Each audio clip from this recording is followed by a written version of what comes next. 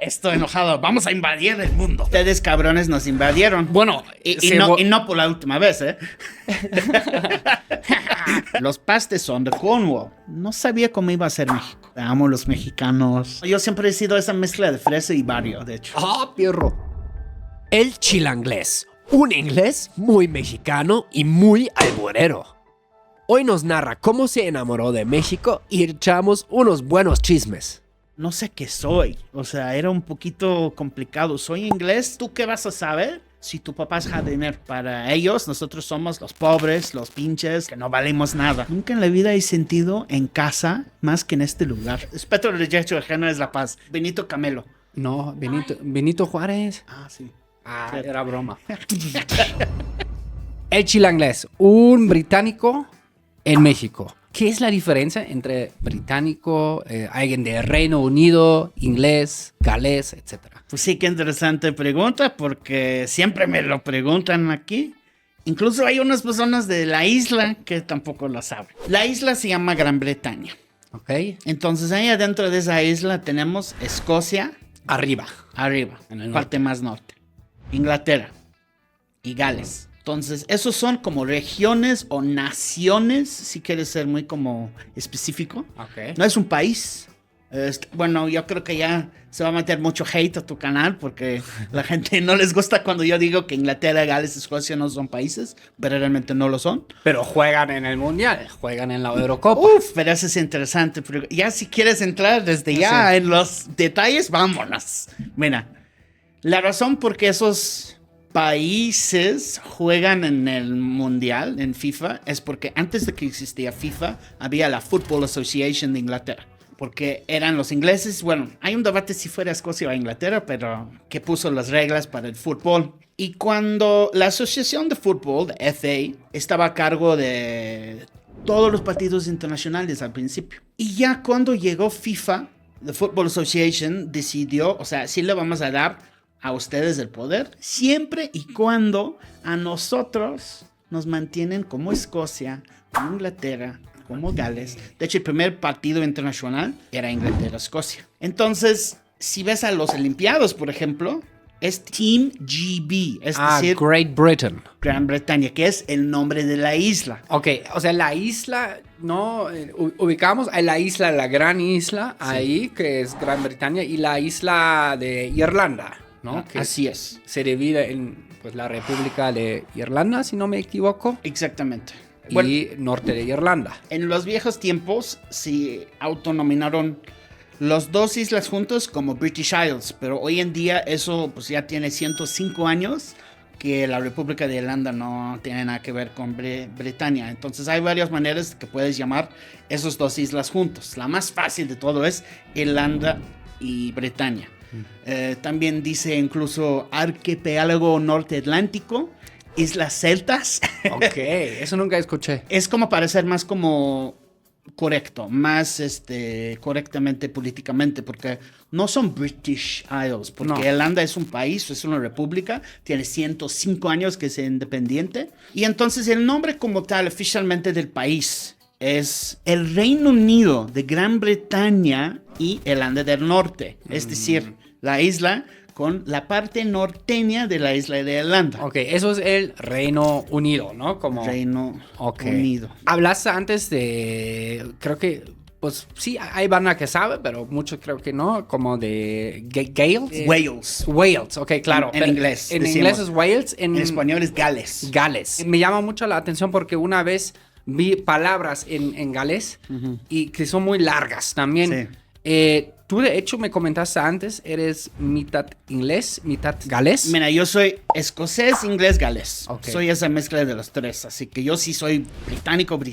Y lo único que me falta es el del norte. Okay. Eso no tengo nada de ahí. Lo que me llama la atención es justo como el galés como idioma, cuando lo lees, o sea, dices, no tiene ninguna cosa en común con el inglés, ¿no? Exactamente. Por eso también se dice se escucha mucho el modelo anglosajón, ¿no? Eso viene de los anglos y los sajones, tribus de la tierra de germánica. Sí, que ustedes cabrones nos invadieron. Bueno, y no por la última vez, ¿eh? No, es que ni llegamos a la isla. O sea, no manches. Solo a París. Se podría decir, no sé, y eso yo estoy aquí ahora suponiendo cosas, pero ¿cómo es tan diferente? Como los galeses eran como los nativos allá, exacto. y ya luego llegaron los anglos y los sajones. Exacto. Y de ahí se forma el inglés. Ajá, exactamente. Ok. Entonces, o sea, podremos decir que los galeses y los escoceses, pues éramos los mayas y los aztecas. Ok. Y luego llegaron los sajones Y los anglos. que eran los españoles. Entonces, nos conquistaron. De hecho, en esa isla nos han conquistado muchísimas veces. Bueno, los romanos anglos, también. Los romanos, los vikingos, los alemanes, los franceses. O sea, nos han conquistado mucho. Yo creo que por eso los británicos se quedaron de que, estoy enojado, vamos a invadir el mundo. Bueno, eso llegó después, ¿no? Ya, varios años después. Entonces, si eran los más nativos, la parte, o sea, como que si ves la isla, se entraron por aquí y los escoceses se fueron pues más norte, los galeses se fueron más al oeste. Yeah. Y eso era como más o menos funcionaba, pero hablando desde el punto de vista lingüística, sí no tiene nada que ver. Nada. O sea, es la diferencia entre náhuatl y chino. O sea, sí. uno no tiene nada que ver con el otro. Okay. Es la única cosa que tiene un poquito que ver, galés es muy diferente, pero al mismo tiempo tiene un par de palabras en común con el gálico. El gálico es el idioma que hablan en Irlanda y en Escocia. Okay. Pero no es el mismo idioma, es como la diferencia entre más o menos el portugués y el español. Ok. Pero galés sí hay unos consonantes, o sea, hay unas palabras es con que 24 consonantes. Sí. No, what the fuck, ¿no? Sí.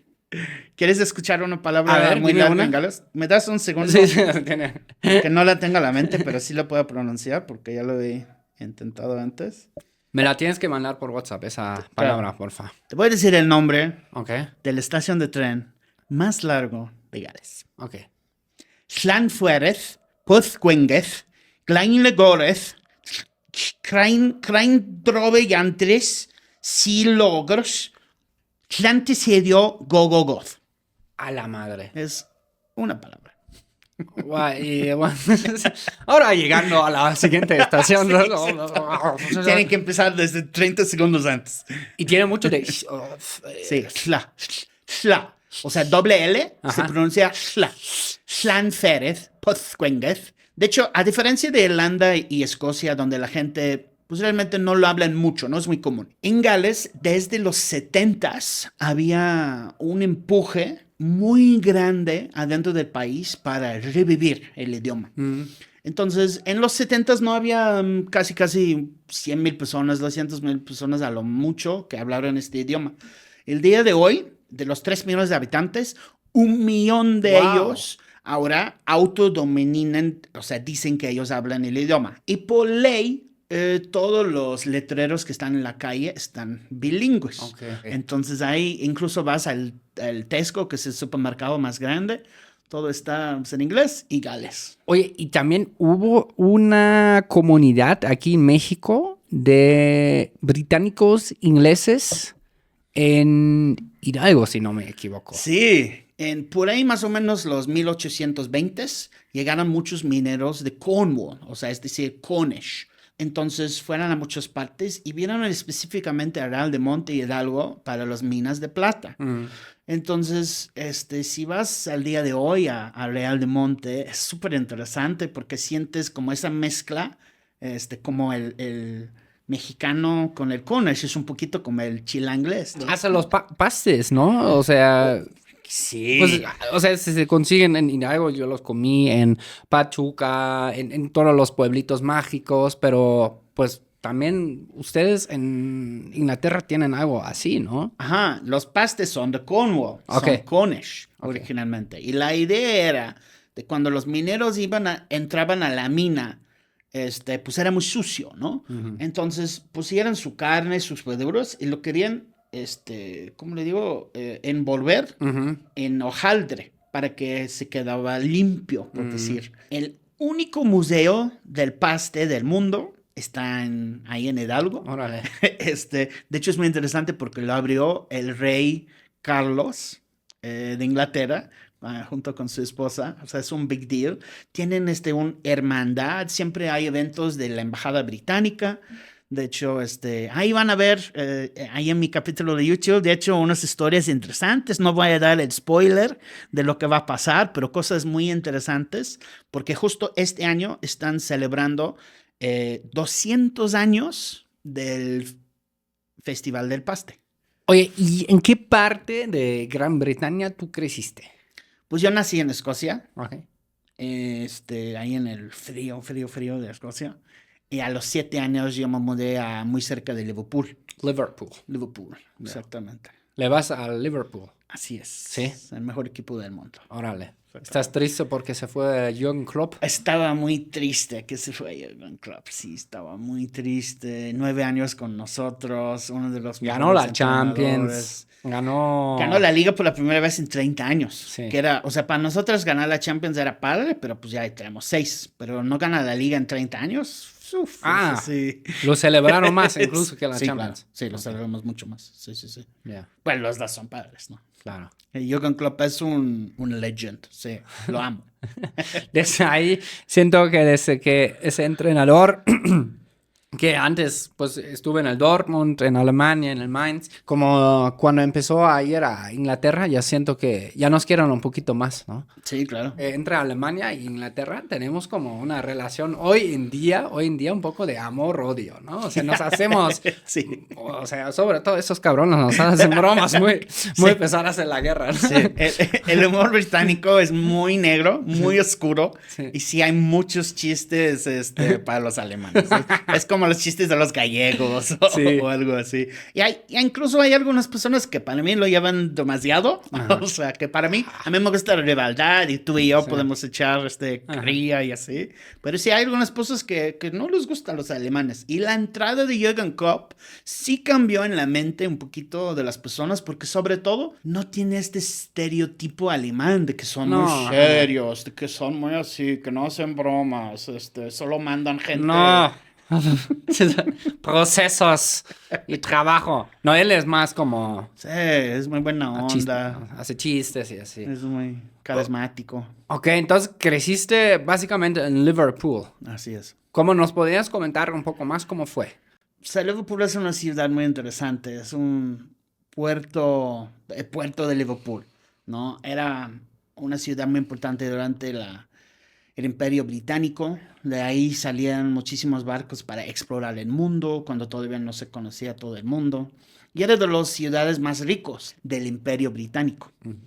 Pero tras los años, y sobre todo durante los 80s, se empezó a caer muchísimo el manufacturing de la ciudad, porque teníamos muchas fábricas, construíamos barcos. Teníamos, no exactamente en Liverpool, pero cerca teníamos minas de carbón. Y aquel primer ministro Margaret Thatcher, pues empezó a cerrar todo. Margaret Thatcher fue ¿cómo es? Prime Minister. Prime Minister.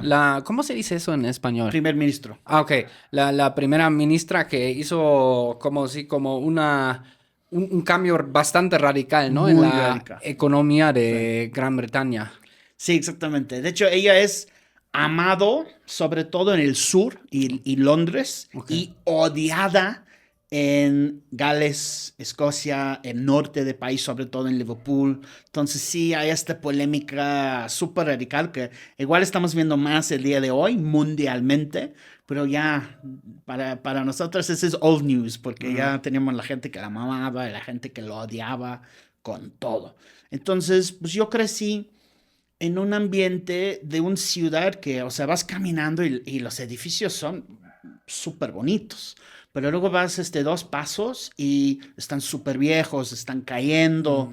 O sea, incrementó muchísimo la pobreza. De hecho, en el fútbol, los equipos que son de Londres nos hacen unas porras, unas canciones que se burlan de nuestra pobreza de Liverpool. Okay. Entonces es como algo, sí se siente la diferencia entre el sur y el norte, pero específicamente entre Londres y Liverpool. O sea, para ellos, nosotros somos los pobres, los pinches, los muy, que no valemos nada. No. Es muy interesante. Entonces, y cuando creces con eso, pues es muy interesante. Había, por ejemplo, un jugador que se llama Robbie Fowler, que su apodo era Dios, God, okay. Porque en su primer partido profesional metió 5 goles a los 17 años, o 18 años por ahí. O sea, hay un sentimiento como político en Liverpool que no se siente en otras partes del país. O sea, de hecho, hay un dicho, puedes ver letreros y gente cuando van a los partidos de Liverpool, o también de Everton, que es el otro equipo de la ciudad, que dicen, we're not English, we're Scouse. No somos ingleses, somos Scouses. Scouse es como chilango. O sea, okay. La gente de Liverpool se llaman Scouse. Okay. Entonces, es muy interesante crecer en este ambiente porque te sientes que eres como de otra parte. Y yo como que crecí en Escocia los primeros 7 años de mi vida, y que mi mamá pues era de Gales. O sea, yo crecí con ese sentimiento de, o sea, no sé qué soy. O sea, era un poquito complicado. ¿Soy inglés? O sea, sí, pero no. Cuando yo iba a los navidades, por ejemplo, familiares, era con el lado de la familia de mi mamá. Y yo era el único que tenía como el acento inglés. Okay. Entonces, pues me hacían bullying y tú eres inglés. Y con ese tipo de cosas. Órale. Bueno, a nivel un poquito más alto y chistoso, porque sí realmente es verdad lo que dicen de que el humor es muy importante en el Reino Unido, o sea. Pesado. Pesado, pero bueno, o sea, se te hace, yo pasé tiempo con grupos grandes o con amigos o con familia, muchos chistes, riendo mucho. En Inglaterra si vas a dar un discurso, en cualquier empresa, tienes que ser levemente chistoso, es como la ley, la cosa que tienes que hacer. Incluso nosotros, o sea, ya es un poco más hoy en día, como tal vez en Inglaterra, que ya cada vez más como es como mejor visto que sí, pues sacar un chistecito, ¿no? Y hacer sonreír a la gente. En un entorno profesional en Alemania, un chiste como una reacción era, der hat ja wohl einen Clown gefrühstückt. Es como, se desayunó un payaso, ¿sabes? O sea, aquí estamos para trabajar. Bacana-Science. Das war no fue fuera de juego. ¿Cuánto tiempo llevas en México? Mira, yo llegué en 2004. Ok. Para hacer un año de intercambio. ¿De universidad? De universidad. Ok. Exacto. Ahí en La Ibera. La Ibera, o sea, eres fresa, güey. Pues no, yo siempre he sido esa mezcla de fresa y barrio, de hecho. Pierro. Fresa, vida. Barrio, fresa. Eso, pues sí, la verdad, eso es como... A ver, como... explícame eso. ¿Cómo pues es mira, eso? Siempre he crecido en esos como 2 mundos. O sea, yo vengo de una familia de bajos recursos en Inglaterra, pero yo fui a una escuela que era una escuela como para niños superdotados y todos eran como niños muy ricos. Mi papá era jardinero, mi mamá era secretaria y yo era uno de 4 becarios que entraron a esa escuela. Pues desde ahí yo tenía este sentimiento como de ser pues un niño pobre en un lugar con literal la riqueza más alto del país, o sea, los más ricos que existen. Y era como un poquito difícil para mí, claro. Porque sí me hicieron bullying, o sea, tu papá es jardinero, jaja. O sea, como tú qué vas a saber si tu papá es jardinero. Ajá. ¿Dirías que son clasistas en Inglaterra? Sí, o sea, sobre todo en el contexto europeo. El Reino Unido es un país muy clasista y sobre todo Inglaterra específicamente. Inglaterra es un lugar muy clasista. O sea, se notan mucho las diferencias. O sea, si yo te estoy hablando en inglés o en Inglaterra, en los primeros 5 segundos yo sé tu nivel socioeconómico. Ok, claro. O sea, súper... Si tú eres barrio o... Ok. Ajá, yo sé exactamente cómo es y les gusta ubicarse. Y la gente que vienen de como mundos fresa, o sea, de nobleza, de aristocracia, se preguntan mucho, o sea, ¿a qué escuela fuiste? O sea, hablando de entre los años de 11 a 18, porque quieren ubicar qué tan caro, qué tan buena era tu escuela, para entender. Entonces, para mí venir a una escuela fresa en México, pues era algo que ya había vivido, como ser un niño pobre de bajos recursos Okay. en un ambiente cuando toda la gente a mi alrededor eran ricos y yo no era. Ya. Y entonces llegar a la Ibero era como la misma cosa, otra vez, pero ya sentí mucho más cómodo. O sea, yo me siento cómodo ahí con mis amigos de barrio, o sea, que se meten en cosas que no se deben de meter, y en problemas. Igual si yo puedo sentir muy cómodo hablando con el CEO de una compañía de Fortune 500, Pero, que fue una o sea, escuela muy fresa. cambiarías tu acento, ¿no? Supongo. O sea, Mira, en inglés mi acento es muy raro. O sea, porque... es una mezcla de los dos. O sea, barrio Sí. fresa. Ajá, exacto. Okay. Y es muy, por decir, neutral. O sea, no te puedes identificar porque en Reino Unido te puedes identificar exactamente del pueblo que alguien es. O sea, súper. O sea, si tú vas 15 minutos en coche para allá, ya es otro acento. Y la gente y los lingüistas tienen todo un estudio académico de ver, o sea, por ejemplo, si hay un asesinato, y tienen algo de la voz, pueden decir, más o menos esa persona creció adentro de estos 15 minutos aquí, Wow. y algo de ahí. Sí, hay casos muy interesantes en la policía de eso. Entonces, aquí llegas a la Ibero, ¿dónde tienen su campo? En Santa Fe. Santa Fe. Sí. Ah, no, sí, eso es otra. Bueno, sí, está fresa esa. ¿Y cómo fue para ti? O sea, llegas por primera vez, 2004, de Inglaterra. ¿Has conocido ya un poco del mundo fresa, del mundo...? Pues mira, ha pasado ya muchas experiencias antes de que llegué aquí. O sea, yo, por ejemplo, había vivido en Cuba antes de venir. ¿Has vivido en Cuba? Sí. No solo de vacaciones. He vivido en 13 países. He visitado 80 y pico. Por eso también estoy un poquito confundido culturalmente. No sé de dónde soy, no sé quién soy. Pero una de las experiencias más como de choque cultural o más como abriendo los ojos al mundo era cuando viví en Cuba. Dije, ay, güey, pues es que ser pobre en Inglaterra, pobre, y ser pobre en Cuba son dos cosas completamente distintas. Sí. Y éramos 8 hombres en un cuarto, ahí en literas. Comemos arroz y frijoles 3 veces al día. Y pues ser pobre en Inglaterra es comer carne todos los días. O sea, yo era hijo único, yo tenía mi propio cuarto. Y trasladarme a este ambiente en Cuba, pues wow, era la cosa más increíble. ¿Y qué te motivó? ¿De ir ahí? A ir a Cuba. Pues mira, o sea, yo creo que era un niño que crecía con privilegios que no me dio cuenta que eran en este momento. Y era como un naughty boy. Era un niño muy travieso. Yo siempre me pintaron de... O sea, aunque fue becario en uno de los mejores 20 escuelas, no lo aproveché para nada. Entonces yo pasaba mi tiempo haciendo chistes en clase. Siempre me decían que era como el payaso de la clase. Payaso de clase. Y lo único que yo quería era hacer reír a mis colegas. No me interesaba hacer nada más. Yo a veces también era el payaso de clase, pero medio tiempo. Teníamos otros 2, 3 payasos. Bueno. ¿Y tú eres el jefe payaso? Sí, en el mío no tenía que compartir ese trabajo con nadie. Era puro yo.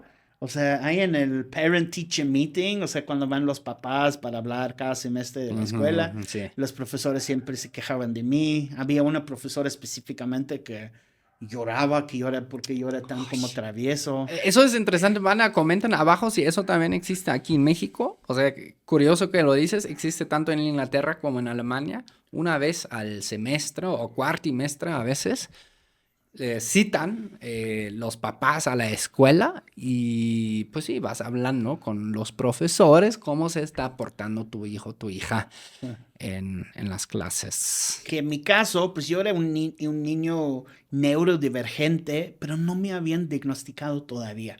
Entonces, a mí solo me pintaron de niño malo, niño travieso. O sea, tiene mucho potencial, puede ser que es inteligente, pero no cumple, no llega, no se pone a trabajar. ¿Por qué no puede escribir bien?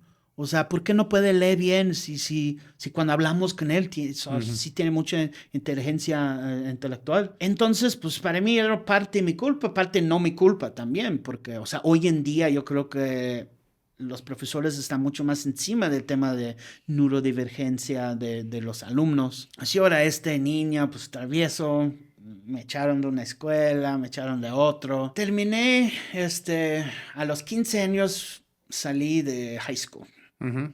Y dije, ya. Bye, bye. Esto ya no es para mí, no me gusta. Estoy harto de que me regañen en clase, no entiendo, o sea, no me gusta nada. Y empecé a trabajar a tiempo completo en un fast food, en Burger King. En Burger King. A los 15 años. Estabas haciendo hamburguesas. Sí, exactamente. Okay. Tenías que tener 16 años para poder trabajar, pero pues yo mentí en mi aplicación, nunca checaron mis datos y entré a trabajar a tiempo completo a los 15 años.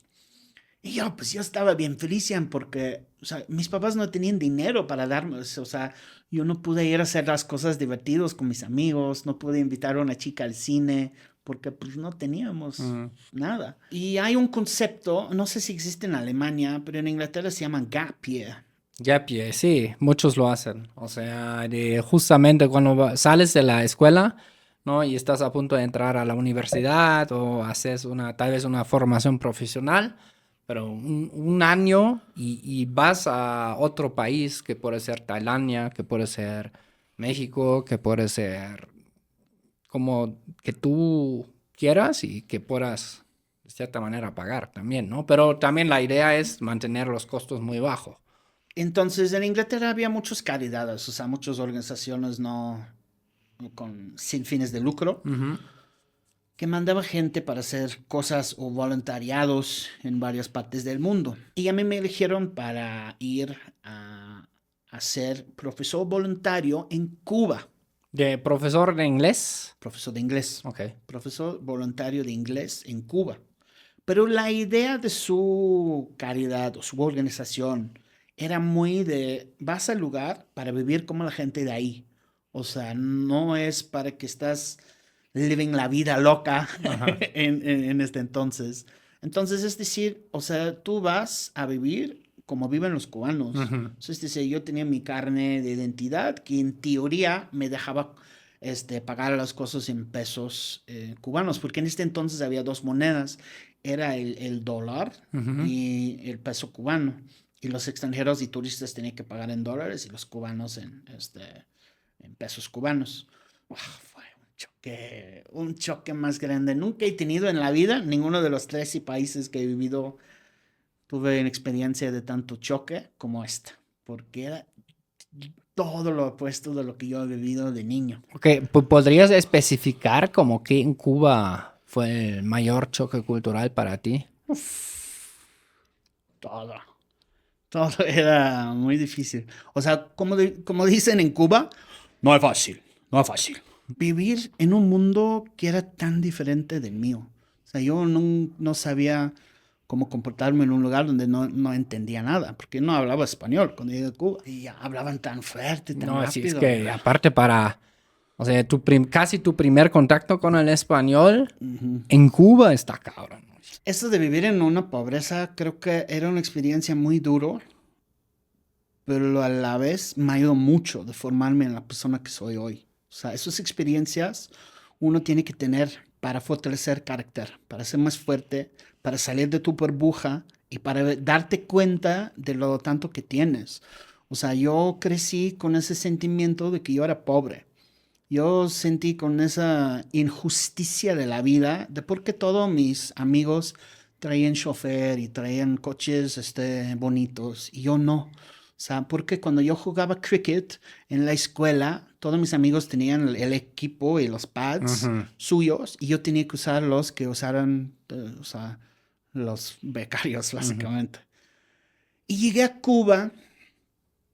Ya me cambió la vida. O sea, realmente yo llegué un niño y salí un hombre. O sea, hay tantos ejemplos que te podría dar. Pero me dio cuenta de muchas cosas. O sea, de que no necesariamente la riqueza material es lo que hace la felicidad. porque los cubanos eran mucho más felices que los ingleses, mucho más. O sea, eran alegres, o sea, sonreían, bailaban en la calle. O sea, sí, se quejaron de su situación, sí, que la vida sí era difícil, pero tenía una manera de lidiarlo que yo decía, pues en mi país la gente tienen mucho y no están felices, o sea, van por la vida así, o sea, están viendo, se nota la infelicidad que tienen en su día a día, se quejan de todo. Creo que aprendí en Cuba que no existe en Inglaterra, o sea, en Inglaterra es un país muy individualista. Entonces, aprendí muchas cosas muy interesantes cuando estaba ahí.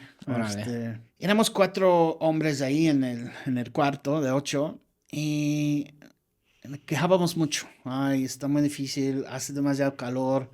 Ay, no extrañas fish and chips, no extrañas curry. Una lata de atún. Sí, no extrañas eso. Y había uno de los 4 en particular que estaba muy homesick, o sea, extrañaba mucho a su casa. Sí. Y él extrañaba el spaghetti bolognese de su mamá y lo hablaba todos los días. Y cuando algo es difícil en la vida y tienes a alguien que está siendo como muy negativo y quejando mucho, entonces es mucho más fácil de que tú te caes en este círculo, sí, por supuesto, de negatividad. Sí. Entonces él nos decía, ay, sí, es una mierda, ¿verdad? Sí, es una mierda. Ay, ¿no extrañas fish and chips? Ay, sí, sí extraño fish and chips. Y después de como 3 meses del año que estuvimos ahí, él se fue, regresaba a Inglaterra. La vida es difícil. O sea, no sé qué estoy logrando aquí. De hecho, creo que empecé a tener como depresión clínica por la primera vez en mi vida en Cuba. No quería salir de la cama. O sea, me levantaba muy tarde. Estaba muy como adentro de mí. Ella me dio un consejo que podría decir era el mejor consejo que he tenido en mi vida, que también me ayudó de llegar a donde estoy el día de hoy. Si siempre te rindes cuando algo es difícil, siempre vas a seguir rindiendo cuando la vida es difícil. Y luego me dijo una última cosa que era como a slap in the face. Me dijo, piensa en las oportunidades que tú has tenido en tu vida y ahora piensa en tus alumnos cubanos. ¿Qué hubieran hecho ellos con esas oportunidades? Y dije, wow, he sido un little shit toda mi vida. Yo estaba tan privilegiado sin darme cuenta. Yo fui a una de las mejores escuelas de Inglaterra, me echaron porque no estudié. O sea, yo podría ir, como que venido de una familia de bajos recursos, yo podría ir a una universidad en Inglaterra gratis, sin tener que pagar. En Alemania igual, o sea, bueno, más o menos, pero... Y mis alumnos estudiaban ingeniería por el gusto de estudiar, sabiendo de que cuando terminan van a ganar el mismo que el que limpia, o más o menos el mismo, el que limpia la calle. Y van a ganar menos que cualquier mesero que trabaja en un hotel de turistas. Pero echaban ganas como no podría decir. O sea, de hecho me avergoncé de ver gente que echaran tantas ganas en el estudiar, porque yo nunca fui un niño que estudiaba así. Desde hoy, yo no voy a dejar pasar ninguna oportunidad en mi vida. Yo voy a agarrar todo con las 2 manos y echarle ganas a la vida y echarle ganas a todo.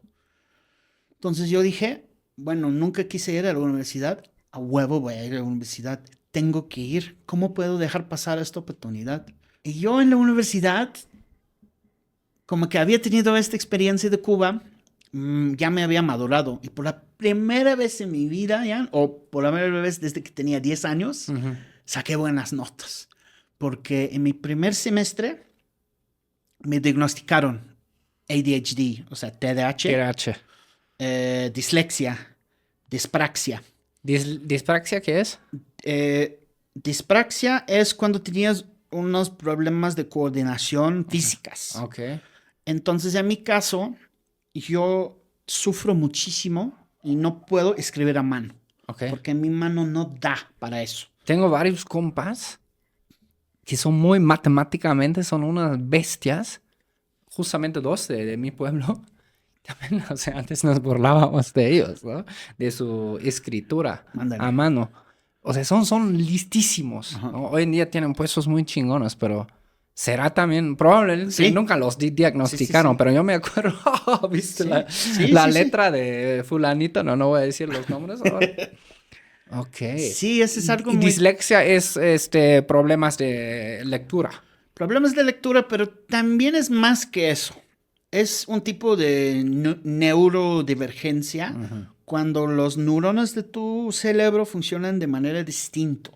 Los problemas y los como issues de la neurodivergencia son muy interesantes porque normalmente lo pensamos como una incapacidad o como algo negativo y sí puede ser muy negativo, déjame decirte, pero en muchos casos, no todos casos, pero es que estás peor en alguna cosa, pero estás mejor en otra cosa. Por ejemplo, en el TDAH.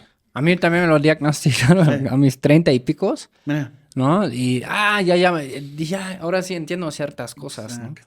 Por ejemplo, sí, justo como dices, tienes como, por ejemplo, en ciertas también circunstancias, ¿no? Yo tuve que aprender también de cómo hay circunstancias que, güey, activan el TDAH bien cabrón, güey. Y a otras donde tengo hiperfocos, donde no me desconecto durante como 10 horas. Sí, ¿sabes? Yo soy igual. ¿Y has tomado medicina? Sí, pero pues sí, me prescribieron una, pero... ¿Te gustó? No, es como... Sentí como... que no me ayudaba mucho la medicina y no es tan fuerte. O sea, otros tendrán un TDAH mucho más fuerte, pero... no sé, como siento como más bien como de manejar el entorno. Ya así me arreglé, bueno, entre comillas, ¿no? Sí, no que te puedes arreglar al 100, pero sí te puedes mejorar. Sí, y como, sí, así ya como sé aprovechar justamente esas matices diferentes, ¿no? De tu mente. Y pues sí, sé como, ok, si quiero esto, necesito hacer esto para lograr esto, ¿no? Y de la manera convencional, pues no me funciona. Y entonces yo aproveché de eso porque a mí me gustaba que a las 11 de la noche podría ir a la biblioteca, agarrar un libro y escribir, porque yo siempre era como the night owl, le decimos, o sea, alguien... ¿Cómo dicen eso en español? Como... Sí, ¿cómo se dice eso en español? Night owl. No sé, o sea, una persona que... Búho de la noche, no creo. Pero sí, una persona que se activa en la noche y tiene su racha creativa, ¿no? En la noche. Exacto. Entonces yo iba y escribía mis notas y por la primera vez en mi vida sentí, no soy tonto, no soy estúpido. O sea, es que mi cerebro funciona diferente. Y entonces cuando te dicen eso, como a ti te dijeron en tus 30s, te tienes que reaccionar de eso y decir, lo voy a usar a mi provecho. O sea, hay cosas que yo soy mejor que el promedio en algunas cosas y hay otras cosas donde soy peor que el promedio. Pues sí. Entonces, la universidad para mí era un momento cuando empecé a sentir bien y tener autoestima intelectual, como que yo era un niño que quería ser parte de todo. Yo ya por la primera vez era como por decir, como el jefe de la clase, el que como ayudaban... Del payaso al jefe. Sí, básicamente. O sea, en el Student Council, o sea, yo era la liga entre los profesores y los alumnos. Y en este tipo de cosas, yo ya conocía la persona que mandaba a la gente a Alemania, a Francia y España. Entonces, después, ya en el segundo año, estaban pensando, ok, ¿quién va a ir a qué país? Entonces yo le dije, mándame a otro lugar, ¿no? ¿No tienes algo? Y me dijo, pues, ¿qué crees? Justo este semestre nos mandaban un mexicano, pero querían mandarnos 4. Pero como que nosotros no mandamos nadie allá, tenemos este límite. Y yo dije, no, yo voy a ser el primero, mándame. Entonces yo fui la primera persona de mi escuela en Newcastle, Inglaterra, para ir a México. Y ahí es la liga que hasta el día de hoy, porque hace 2 años me invitaron a un evento para ver los que mandaban de Newcastle a la Ibero todavía. Todavía es una liga. Me siento muy orgulloso de que yo era el pionero de como liga. ¿A qué edad llegaste a México, más o menos? 22, 23, no sé exactamente. ¿Cuáles fueron tus primeras impresiones? No sabía cómo iba a ser México. ¿no? Para mí, América Latina era Cuba. Ujú. Entonces yo estaba esperando una experiencia como Cuba, pero era completamente distinto, ¿no? Yo había vivido en pobreza por mucho tiempo en Cuba y llegué a Ibero y era, ¿Qué pasó, papito? o sea, pinta un bosque, fíjate, güey, o sea, 1000. Era gente de otro nivel socioeconómico. Claro. Era mucho más como la experiencia que yo había tenido como niño en Inglaterra yendo a una escuela muy fresa. Ya. O sea, ahí veían, o sea, las niñas llegaban en su ropa de Louis Vuitton, o sea, en sus Gucci's, ahí con sus handbags que compraron en Estados Unidos, en París. Tenían guardaespaldas, tenían choferes. De hecho, había un lugar específico donde esperan los guardaespaldas. Eso también, yo lo vi por primera vez en México, jamás lo había visto antes en Alemania. O sea, es algo que tal vez los políticos, ¿no? Que van a un discurso, pero que alguien llegue con chofer y guardaespaldas. Sí. Y aquí en México fue de, ok, wow. O sea, observación principal de venir a México era, pues, todo era diferente. No era lo que esperaba, pero seguía de que los mexicanos eran increíblemente amigables. Nunca en la vida he sentido en casa más que en este lugar. Desde día más uno, casi casi, amé México. Y dije, wow. ¿Y hubo algún momento específico, alguna experiencia específica? Era como más bien un sentimiento. O sea, yo decía, ¿cómo la gente podría ser tan amigables, tan amables? O sea, te quieren saber de ti, quieren preguntar tu vida, tus experiencias, pero no era como fake, o sea, como si vas a Estados Unidos, a algún lado y todos son súper polite. No, o sea, esto era genuino, la gente eran muy buena gente, ya. Y yo decía, pues, siento que yo pertenezco de aquí, o sea, yo debo de vivir aquí siempre. Y era como de las primeras experiencias que tuve, o sea, no es decir que no tuve choques culturales, porque había un par de cosas, A pero ver, como por ejemplo, ¿cuáles? el tener que poner el papel de baño en la canasta, Ah, sí, de eso también me acuerdo. Yo nunca respetaba eso. yo tampoco. Yo lo tiraba así.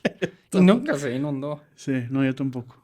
Creo que son Nomás una vez. Ah, Ya había como aprendido algo de español en Cuba. No era perfecto cuando salí después de un año, pero ya más o menos pude manejar el idioma. Sufrí mucho con masculino y femenino. Hasta el día de hoy sufro con...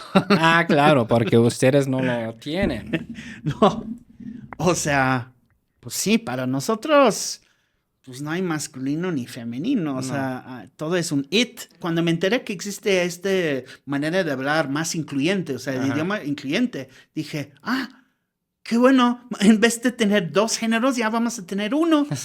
Y ya, hasta que ya empecé a enterarme lo que era, no, ya no son dos, son tres, que me hacen la vida más difícil aún. Entonces, y entender esas cosas como, tienes una palabra como presidente, termina en E, no tiene género. Chingón. No, Pues, el presidente. el presidente o la presidente. Y ahora... Bueno, presidenta. No, por eso ese es el pedo. Porque ahora viene entonces una nueva presidenta y le quitan otra vez. Sí. ¿Por qué? No le entiendo eso de Y ahora imagínate eso masculino para y los femenino. alemanes, que sí nosotros tenemos los tres géneros, Sí. ¿no? Por ejemplo, el sol, ahí es al revés, die Sonne. O sea, die es la, ¿no? Der Mond es der, es el, Der. pero aquí es la luna. O sea, es al revés, sí, muchas claro. cosas son al revés, sí. Das ist sehr gut, ja? Das ist gut, ja, ganz toll. Ich bin zu Hause geblieben. ¿Ya casi vives acá en México desde ese entonces? Terminé mi intercambio Ajá. y volví a Inglaterra. Ya volví para terminar la carrera. Y yo siempre dije, algún día voy a volver a México. Algún día voy a volver a México.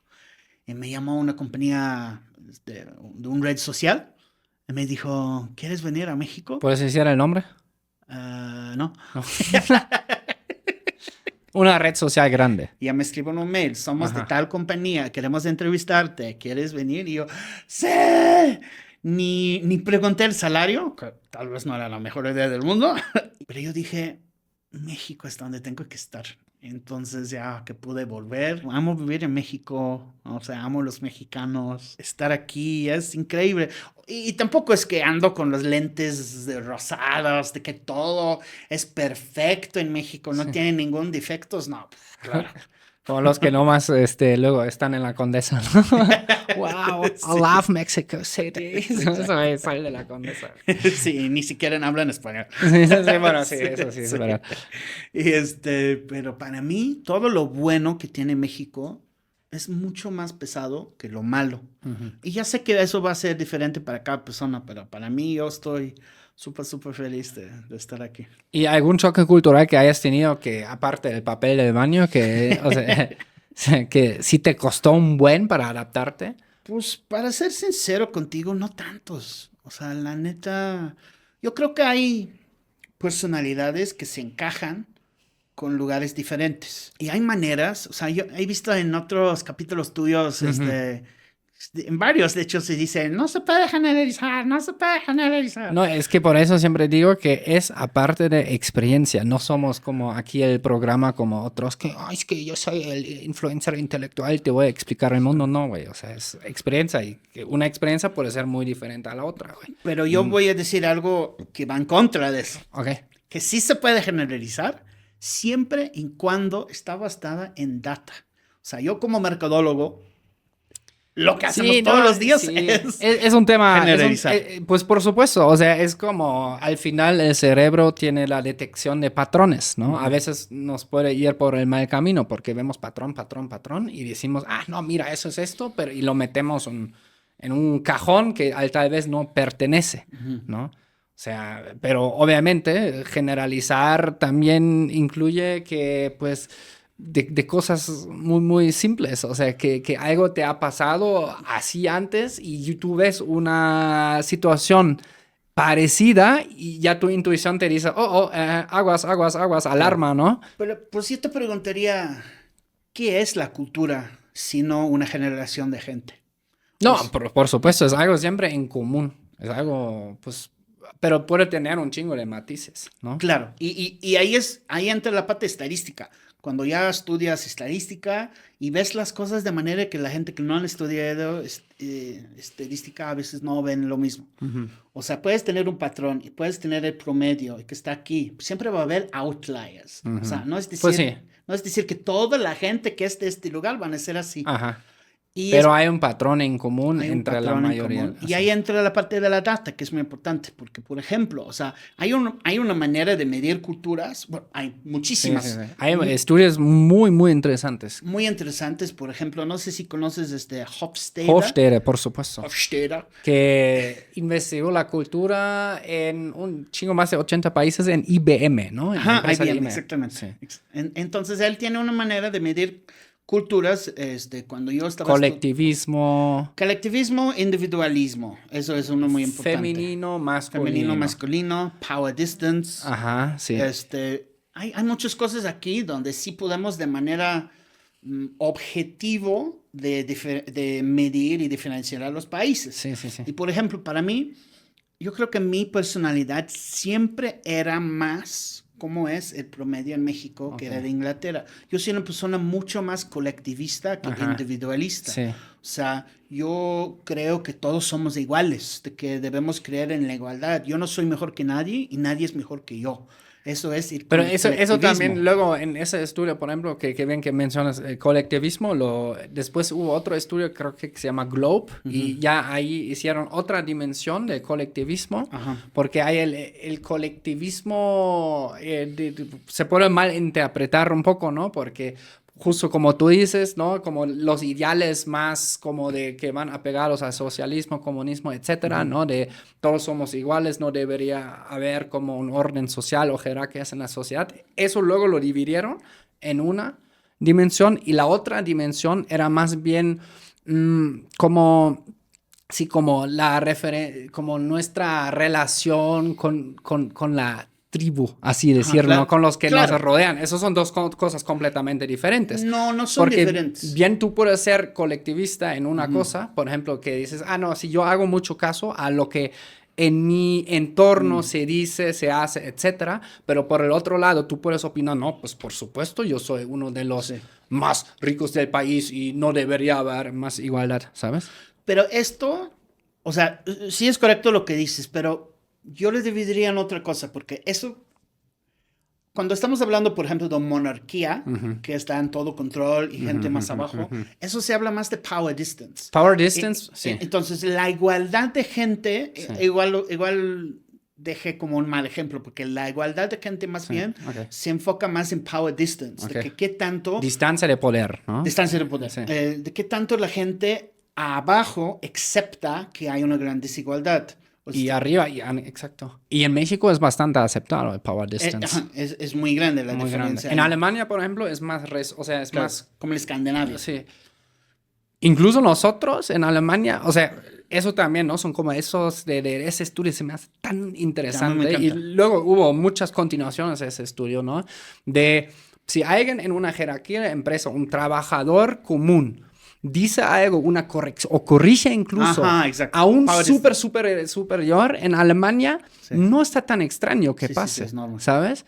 Pero, pues, incluso una vez hizo un video de Facebook, en Facebook se viralizó bien cabrón, y hablaba justamente de eso, porque hay algunos como, pues sí, como personas que a base de esos estudios recomiendan estilos de liderazgo. ¿Sabes qué es el estilo liderazgo recomendado para México y grandes partes de Latinoamérica? Sí, claro. Según estos expertos, entre comillas. Sí. ¿Has escuchado? ¿Sabes cuál es? Sí, yo sé exactamente cuál es. El ejemplo que daban era el piloto coreano, que había un accidente porque el copiloto no quería corregir al piloto. Okay. Entonces, después de este accidente, es un Harvard Business Case Study. Ahora lo que hicieron era que, aunque son dos coreanos ahí en ¿cómo se llama? El cockpit, tienen que hablar en inglés, porque eso se rompía con como las cosas intrínsecas de su cultura cuando estaban hablando en otro idioma. Claro. No, porque ahí el respeto es... Wow. Sí, es así. Sí. Y entonces, pues regresando a lo que estaba diciendo, justo para esa parte de colectivismo y individualismo, lo que dices de tribu es muy cierto. Y yo ya lo vi en Business School, en la clase de ética. Y era muy interesante porque en 38 personas de mi clase éramos de 19 países. Entonces, de preguntar a la gente, a ver, si cometa un delito tu mamá, ¿la vas a reportar a la policía, sí o no? En Alemania, la mayoría sí. Yo no, pero la mayoría sí. Pues qué interesante que lo dices, Jan, porque yo soy igual y la gente que son... A ver, la pregunta, le puedes poner muchos ejemplos, ¿no? Pero la pregunta básicamente a lo que quiere llegar es, ¿tú tienes más lealtad a tus personas más cercanos o a la ley, a las leyes y las normas del país? Sí. Y en país, eso es un gran ejemplo del colectivismo. Y yo siempre era de esto de que yo soy una persona extremadamente leal. O sea, si tú eres mi amigo, yo te voy a defender hasta el último. O sea, yo no voy a ir a reportarte a la policía porque existe algo. Y entonces, o sea, como llegamos a esa parte de la conversación, era viendo muchas cosas, incluso el indulgence, long term versus short term. Indulgence era básicamente, ¿cómo sería en español? Sí, buena pregunta. Dos pinches extranjeros que no hablan bien el español. Indulgence era el desmadre, echar desmadre un poco, ¿no? De cuánto, como es aceptado también hasta cierto punto cuando... Pues ya fin del trabajo, ¿no? De poner, o sea, yo lo explico ahora de muy callejero, pero ponerte hasta la madre. ¿No? Y también eso se combina mucho con short term versus long term orientation. Sí. Si ves las cosas a largo plazo, a corto plazo. Y en mi caso, yo creo que todas las cosas que tenía México en estos estudios, mi personalidad antes de haber llegado aquí era más así. Y por eso yo creo entender una parte de por qué cuando yo llegué aquí dije, estoy más en casa aquí que estoy en el Reino Unido. Sí, a mí me ha pasado igual. Por ejemplo, lo que yo nunca entendí en Alemania de estos casos, justo como mencionaste antes, de familiares que se pasan de lanza de... O sea, depende también obviamente del crimen, pero son unas cosas muy, muy, muy, muy así ridículas y... Había, o sea, yo me acuerdo de haber leído casos ya de niño en la, no sé, en el periódico, etcétera, donde un hijo o un papá, denuncia, ¿no? A su familiar por haber, roto alguna ley, ¿no? Pero que no, pues no mataste a nadie, no hiciste gran daño, pero eso de pasarse de soplones un poco, ¿no? En Alemania eso wow, está bastante presente. Muchas veces como que te mandan la policía, no sé qué, en la noche, ¿no? No, es que yo vi que mi vecino hizo su muro 30 centímetros más alto de que la norma dice, ¿no? Entonces tuvo que tumbar esto y sí, es como una cultura un poco en Alemania. Incluso hay varias películas que hablan de eso. Tenemos una palabra de eso. Denunciantentum. O sea, denunciar. El acto de denuncia, pero masiva, ¿no? Y claro, denunciar a veces puede tener cosas buenas o cosas malas. Pero bueno, son cosas culturales que salieron en estos estudios que también a mí de estudiante me fascinaron, ¿no? A mí me encanta todo ese tema y de hecho sí, o sea, regresando como a tu pregunta, como no, ¿por qué me gusta tanto? Pues yo creo que es una combinación de factores. Uno son la personalidad innato, intrínseco que alguien tiene que no eliges, pues está adentro. Y otra es, pues, la gente, ¿no? La gente aquí es increíble. O sea, para mí, de ir a un país, ya hay unas como nómadas digitales que no hablan español y vienen a México y dicen, ay, me encanta la Condesa, está increíble. Muy barato. Y no tienen amigos mexicanos. Y yo digo, o sea, ¿cómo vas a encantar un lugar si ni hablas el idioma ni conoces gente de ahí? O sea, eso para mí es como que yo voy y digo... bueno, un país que es bonito, que tiene clima bonito y comida rica, pero la gente no son buena onda, pues eso para mí es Francia. Yeah. Sí. Discúlpame, amigos franceses. Martín, si estás viendo, era broma. ¿Para qué ir tan lejos, no? Pero lo que tiene México son todas esas cosas y la amabilidad de la gente. Y por eso yo ahorita estoy en el proceso de naturalizarme. Estoy ya estudiando, viendo ¿quién dijo la patria es primero? Vicente Guerrero. Vicente Guerrero. Okay. El derecho ajeno es la paz. Respeto al derecho ajeno es la paz. Benito Camelo. No, Benito Juárez. Sí. Era broma. ¿Y dónde hay una figura grande de Benito Juárez? Bueno, probablemente en muchos lugares en México. Huele a azucena, de hecho, aquí. Creo que en tu techo blanco. ¿Cómo? Azucena, flor. Está bien rico, ¿no? ¿Lo conoces? ¿Azucena qué es? Azucena. En inglés se dice lily. Es una flor. No lo conozco. Sí, lilia. O tal vez es la mota que trae. No, bromi. Y oye, eso quería decirte antes, el modelo de liderazgo recomendado, bueno, a base de estos estudios y algunos expertos como los interpretaron para Latinoamérica. Ahora tú mencionaste eso de los dos pilotos coreanos, donde uno no avisa al otro. Y por eso creo que el video en Facebook se hizo súper, súper viral en ese entonces. Fue, así nos lo dijeron, el autócrata benevolente. O sea, es como el pequeño dictador, ¿no? Que sí manda, bla, bla, bla, bla, pero ahora sí, ¿no? Que yo te cuido, no sé qué, aquí los tacos, ¿sabes? Como... Y, wow, dije, cuando yo vi eso, dije, está loco, ¿no? Está loco, pero ahora de haber vivido ya aquí también casi 10 años, obviamente... Hay personas que trabajan completamente diferente, pero por lo que yo he visto, por la mayoría, como son liderados los equipos aquí, hay un poco de verdad en eso. Sí, claro. De que muchas veces yo he visto eso de que el jefe, güey, o sea, es tampoco como un pequeño dictador. y eso todo tiene que ver con power distance, justo Sí. lo que estamos viendo. Distancia del poder. Ajá, la diferencia de jerarquías es mucho más vertical Sí. que horizontal. Sí. O sea, yo puedo ver, bueno, de los muchos países que he vivido, o sea, pero si comparo, por ejemplo, solo Inglaterra y México, o sea, la diferencia de trabajar en oficina es completamente distinto. Y a mí, en lo personal, me gusta mucho más el estilo aquí. O sea, es mucho más amigable. O sea, llegas y saludas a uno, o sea, 50 personas en tu oficina, los saludas a cada uno de los 50, con un beso, con una mano, o sea, les dices Sí. hola. Eso sí, pero no le pones, o sea, en muchos casos tienes que pensártelo si tú quieres contradecir en la cosa, en la causa, a tu jefe, güey.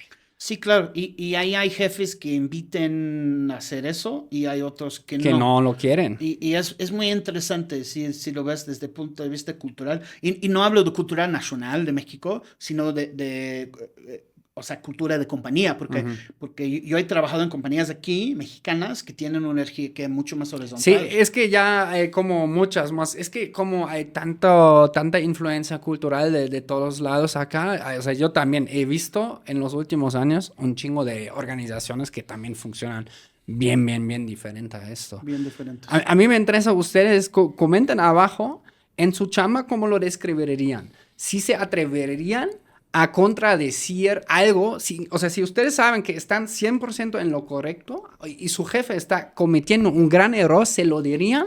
Y si es así, ¿cómo se lo dirían, no? O mejor prefieren Ajá, sí. quedarse calladitos, ¿no? Exacto. Y tienen pros y contras, ¿no? Cada estilo. O sea, podemos ver, por ejemplo, los ejemplos de México y Alemania. Creo que son los dos más opuestos, por lo menos en el, ¿cómo se dice? OECD, el OCDE, Ajá, no sí, sé sí. cómo es. De las horas trabajados. O sea, no, Alemania tiene los menos horas Menos. trabajadas. Ahora están discutiendo sobre la hora de la semana laboral de 4 días. O sea, lunes a jueves y ya viernes, sábado, domingo, relax. Lo que sí me queda claro es que entre más horas trabajas, menos eficiente eres. Eso sí. Entonces pues ahí tienes que ver de la manera de hacerlo. Si ya es terminar a esa hora sí o sí, entonces pues vas a ser más eficaz en el día. Pero también cuando estás en Inglaterra trabajando, que no te saludan cuando entras, estás trabajando todo el día, sí, tal vez tienes un par de palabras de hola, ¿cómo Sí, estás? sí. En la hora de comida te quedas en tu escritorio comiendo un sándwich, viendo una pantalla. Todavía que nosotros. Sales a las 5 de la tarde, estás en tu mundo. O sea, a mí me encanta que aquí, cuando llegué, fui a comer más todos los colectivo, días. todo. Sí, era abrazos a todos. O sea, ya a las 11 sí era un cafecito, estar platicando, echar chismes. Sí, a mí me gusta mucho más el estilo, pero quiere decir que terminas mucho más tarde. Yo trabajando en la agencia de publicidad, pues a veces salíamos en la madrugada. Sí. O sea, aquí hay ese concepto que dicen mucho de las horas nalgas, ¿no? O sea, nomás estoy sentado, pero pues productivamente estoy haciendo algo, no lo sé. Existe en Alemania a veces también, pero más en las empresas conservadoras, ¿no? Donde dicen, no, es que no puedes salir antes de las 5, ¿no? Claro. Pero ya cada vez menos. Oye, Chilanglés, hace poco me invitaste a tu canal de YouTube. Sí. Y estuvo muy padre, ¿ya puedo spoilear un poco?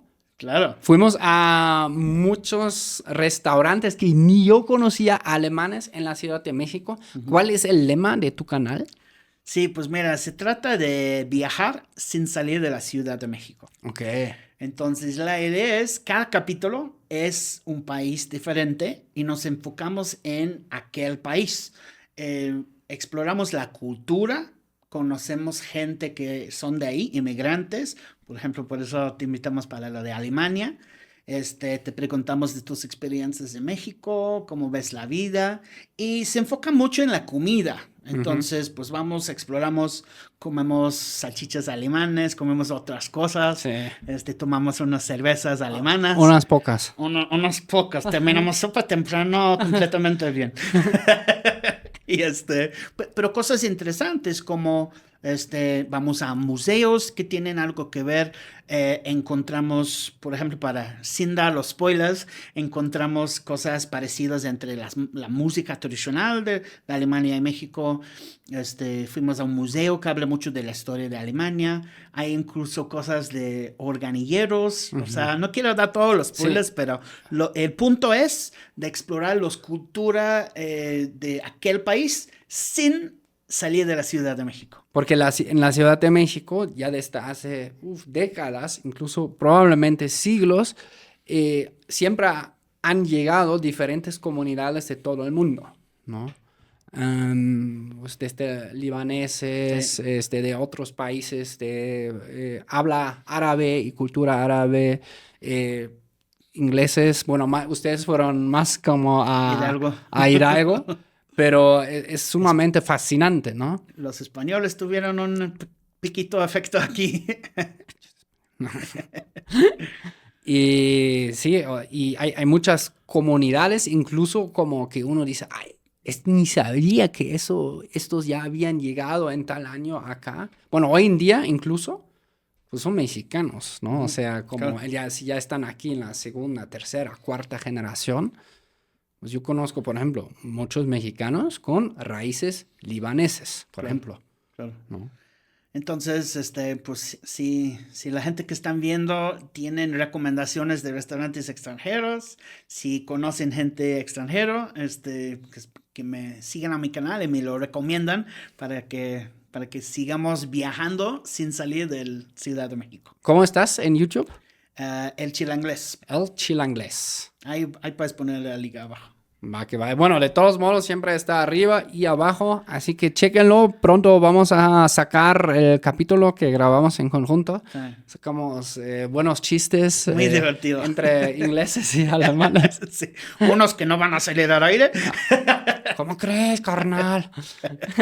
Y hasta aprendimos a hacer un pastel alemán en el episodio. Qué rico estuvo, ¿no? Chulada. Sí, la selva negra. Chilanglés, muchas gracias por caerle. Hermano. Contar tu historia y pues sí, esperemos que grabemos más cosas juntos.